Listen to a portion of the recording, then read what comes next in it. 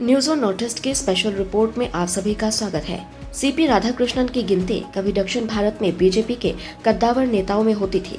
वर्तमान में वो महाराष्ट्र के राज्यपाल हैं। उनका जन्म 20 अक्टूबर 1957 को तिरुपुर तमिलनाडु में हुआ। 1973 में वो आरएसएस से जुड़े और बाद में जनसंघ से जुड़कर वो सक्रिय राजनीति में आ गए। सीपी राधाकृष्णन एनडीए की तरफ से उपराष्ट्रपति के उम्मीदवार होंगे। रविवार को एनडीए की बैठक में उनके नाम पर मुहर लगी।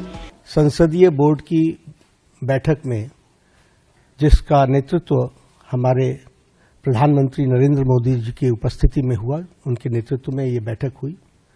सभी पहलुओं पर चर्चा हुई और नामों पर विस्तृत रूप से जो पार्टी में एक्सरसाइज हुई थी, उन सारे एक्सरसाइज के बारे में डेलिब्रेशन हुआ।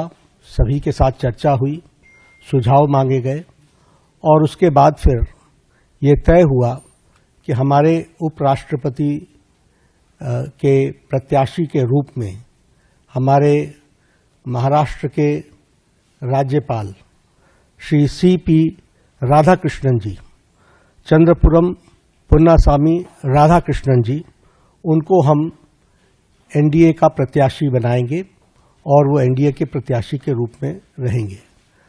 सीपी राधाकृष्णन जी, जिन्हें हम चंद्रपुरम पन्नुसामी राधाकृष्णन के रूप से जानते हैं, आपका जन्म अक्टूबर 20 1957 त्रिपुर में तमिलनाडु में हुआ, तिरुपुर में, और इन्होंने bachelors degree in business administration उसमें इन्होंने पढ़ाई की और एक सफल इनका 40 साल का पब्लिक लाइफ का करियर है। बीजेपी के राष्ट्रीय अध्यक्ष जेपी नड्डा ने प्रधानमंत्री नरेंद्र मोदी की मौजूदगी में हुई बैठक के बाद इसकी आधिकारिक घोषणा की। आइए जानते हैं कौन है राधाकृष्णन, जिन्हें एनडीए ने उपराष्ट्रपति पद की उम्मीदवार बनाया है। सीपी राधाकृष्णन तमिलनाडु में बीजेपी के अध्यक्ष रह चुके हैं। राज्यपाल के तौर पर उनके पास लंबा प्रशासनिक अनुभव रहा है। उनका पूरा नाम चंद्रपुरम पोन्नुसामी राधाकृष्णन।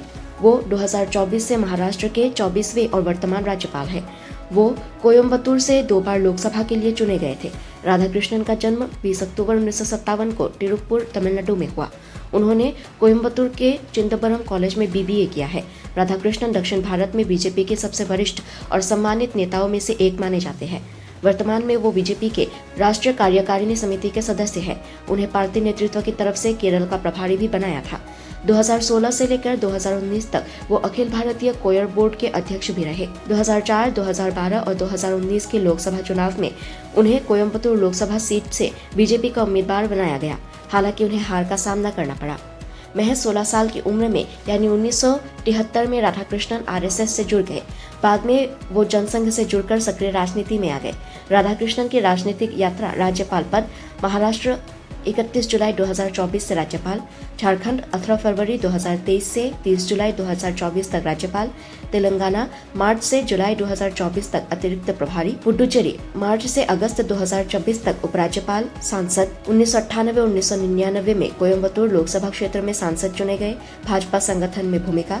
2003 से 2006 तक तमिलनाडु भाजपा अध्यक्ष रहे। 2004 से 2007 के दौरान भाजपा तमिलनाडु अध्यक्ष रहते हुए सीपी राधाकृष्णन ने 93 दिन की रथ यात्रा निकाली, जिसका उद्देश्य था नदियों का आपस में जोड़ना, आतंकवाद विरोध, छुआछूत प्रथा का उन्मूलन। संसद में वस्त्र उद्योग पर स्थायी समिति के अध्यक्ष रहे। कई वित्तीय और सार्वजनिक उपक्रमों से जुड़ी समितियों में काम किया। दक्षिण भारत में सीपी राधाकृष्णन की गिनती बीजेपी के प्रमुख नेताओं में होती है। पार्टी संगठन को तमिलनाडु और केरल समेत दक्षिण के अन्य राज्यों में मजबूत बनाने में उनकी बड़ी भूमिका रही है। Bureau report, news on north east.